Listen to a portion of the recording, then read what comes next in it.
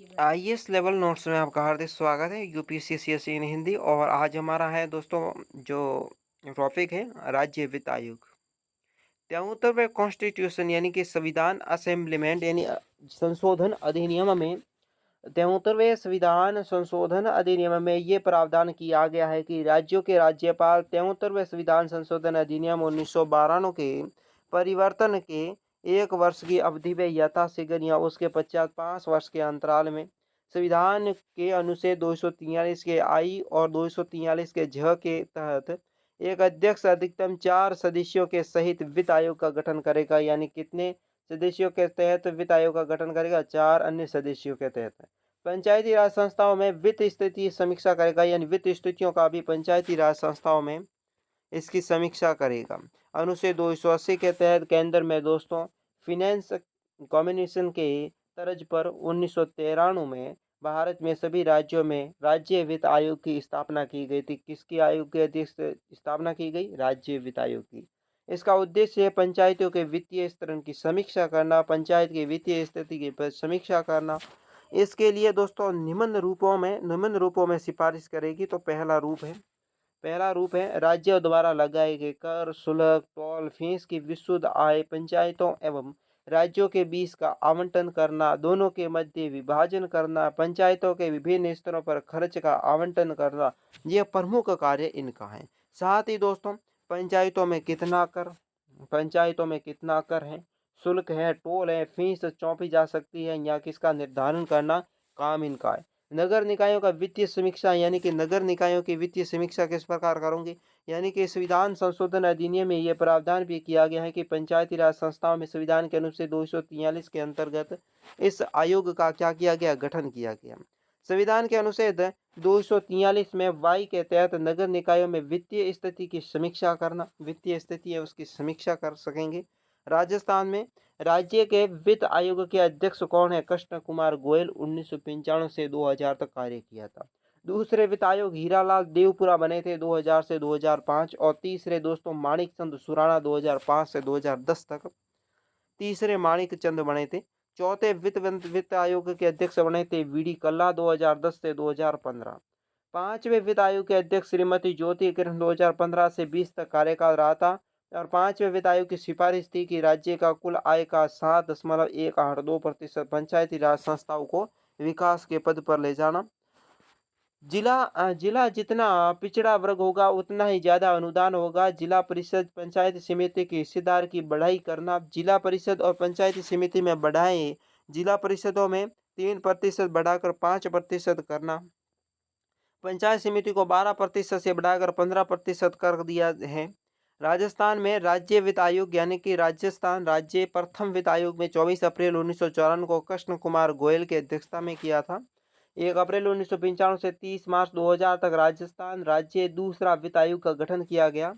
और 7 मई 1990 को दोस्तों हीरालाल देवपुरा, 1 अप्रैल 2000 से 30 मार्च 2005 तक राजस्थान का तीसरा वित्त आयोग चला था। मई 2004 में माणिक चंद्र सुराणा बने थे राजस्थान के चतुर्थ वित्त आयोग के, जिसने 1 अप्रैल 2005 से 31 मई 2010 तक कार्य किया। 31 अप्रैल 2011 को डॉक्टर बीडी कल्ला बने थे। 1 अप्रैल 2010 से 31 मार्च 2015 तक राजस्थान के पंचम वित्त आयोग के अध्यक्ष बने थे। 31 मई 2015 से डॉक्टर वित्त ज्योति किरण बनी थी। 1 अप्रैल 2015 से 31 मार्च 2020 तक। राज्य वित्त आयोग द्वारा अनुदानित विभिन्न क्षेत्र हैं, जिसमें दोस्तों कौन कौन से क्षेत्र हैं? जेल प्रशासन, स्वास्थ्य देखभाल की सेवाएं इनके नीचे अंडर में आती हैं। सार्वजनिक पुस्तकालय, जिलों का प्रशासन, पुलिस प्रशासन, सब कुछ इसके अंडर में। प्रारंभिक शिक्षा, फायरिंग सेवा और इंफ्रास्ट्रक्चर विकास करना, इसके साथ स्कूली बच्चों और कंप्यूटर का प्रशिक्षण करना, और राजकोषीय प्रशासन का काम, ये सब कुछ इनके अंडर में। विरासत सर्वेक्षण करना, ये सब इसके अंडर में आता है। राज्य वित्त आयोग के प्रमुख कार्य कौन कौन से? तो राज्य में स्थित विभिन्न पंचायती राज संस्थाओं में नगर निकायों के आर्थिक स्थितियों की समीक्षा करना। राज्य में स्थित विभिन्न नगर निकाय यानी कि दोस्तों पंचायती राज संस्थाओं में वित्तीय स्थितियों को सुधारना और विभिन्न कदम उठाना इनका प्रमुख कार्य होता है। राजस्थान राज्य के सिंचित नीति में राज्य की विभिन्न पंचायती राज संस्थाएं नगर निकायों में धन आवंटन करना इनका प्रमुख कार्य। पंचायती राज को धन देना, राज्य सिंचित निधि योजना में काम करना और वित्तीय मुद्दों के संबंध में केंद्र राज्य सरकार के बीच में मध्यस्थता का रूप में कार्य करती है। केंद्र सरकार द्वारा राज्य सरकार को प्रदान की जाने वाली धनराशि सदुपयोग करना, राज्य सरकार के द्वारा लगाए गए कर, शुल्क, टोल और दोस्तों अधिक शुल्कों पर राज्य की स्थितियां विभिन्न नगर निकायों पंचायत राज संस्थाओं को बीच में आवंटन करना, कर, टोल, शुल्क और फीस जिस राज्य में विभिन्न पंचायती राज संस्था हैं नगर निकायों द्वारा लगाया जा सकता का निर्धारण करना, संविधान के अनुच्छेद 243 के आई का संबंध वित्त आयोग है जो पंचायती राज में विशेष मूल्यांकन के वित्तीय स्थितियों की समीक्षा करता है। राजस्थान के पंचायती राज संस्थाओं का जो अवधारणा आकांक्षा का उपयोग कर लाने के लिए राज्य वित्त आयोग की महत्वपूर्ण भूमिका निभाई है और पर्याप्त स्वायत्ता अधिकार के साथ अंतिम रैंकिंग और अधिकारियों में वित्त आसानी सुविधा उपलब्ध करवाना तो सत्ता का अंतरण का महसूस किया जा सकता है। इस पहलुओं के मैनेजर राज्य वित्त आयोग की भूमिका को देखा जा सकता है। राज्य वित्त आयोग की भूमिका को आसानी से देखा जा सकता है। थोड़ा हेल्ड है, थोड़ा टॉपिक थोड़ा मजबूत पाठ है, तो इसको थोड़ा अंदरूनी ज्ञान के रूप में थोड़ा याद कर लेना। अब राज्य वित्त आयोग के सकारात्मक पक्ष पहले देखते हैं, सकारात्मक फिर देखें नकारात्मक। इन दोनों पक्षों को देखने के बाद आपको ये पूर्ण रूप से टॉपिक 100% समझ में आ जाएगा। तो दोस्तों, लोकतंत्र के विचार को बढ़ावा देना सरकार और प्रशासन के वित्त विकास वादी पहलू है, यानी कि लोकतंत्र में विचार को बढ़ावा देना सरकार का काम है और शासन का वर्ध विकासशाली पहलू यानी विकास करने के जो भी पहलू होते हैं, जो भी योजना होती हैं, वे भी सरकार के अंडर में होती है। स्थानीय लोग और स्थानीय नेताओं में सशक्तिकरण, यानी कि स्थानीय लोग स्थानीय जनता को या स्थानीय नेता को चुने जो सशक्तिकरण कर सके, यानी कि राज्य का विकास कर सके, देश का विकास कर सकते, उनके लिए नई योजना चला सके, उनके लिए नए विकासशाली पहलू काम कर सके, ये इनका काम है। इसके बाद दूरस्थ क्षेत्रों के लिए धनराशि का सही मात्रा और समय पर पहुंच, यानी कि जो दूर क्षेत्र हैं, पहाड़ी क्षेत्र हैं, दूरस्थ क्षेत्र हैं जहाँ पर आवागमन की सुविधा नहीं है, वहाँ पर नई परियोजना चलाना, विकासशील काम करना, साथ ही दोस्तों वहाँ की धनराशि है सही मात्रा में उपयोग करना, समय पर सही उपयोग करना। जैसे देखो पंचायत है, क्या है, ये एक पंचायत है, ठीक है।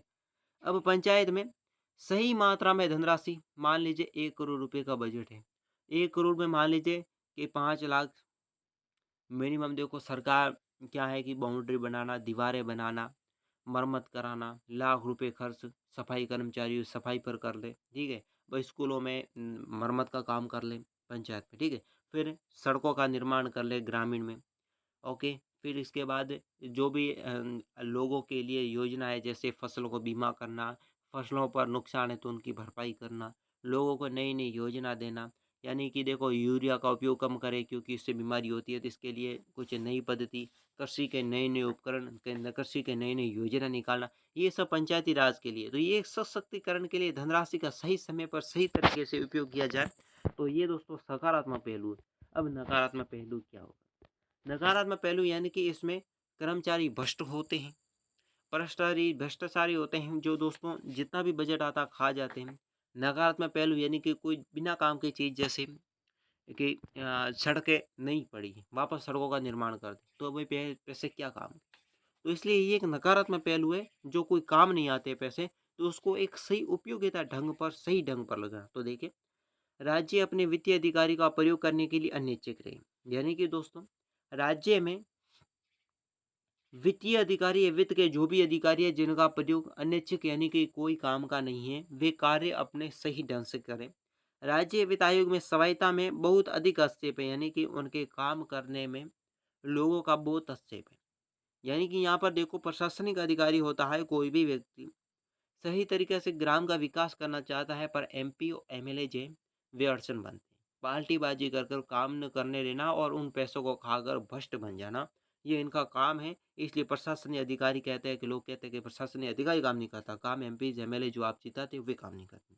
इसलिए ये एक नकारात्मक पहलू है।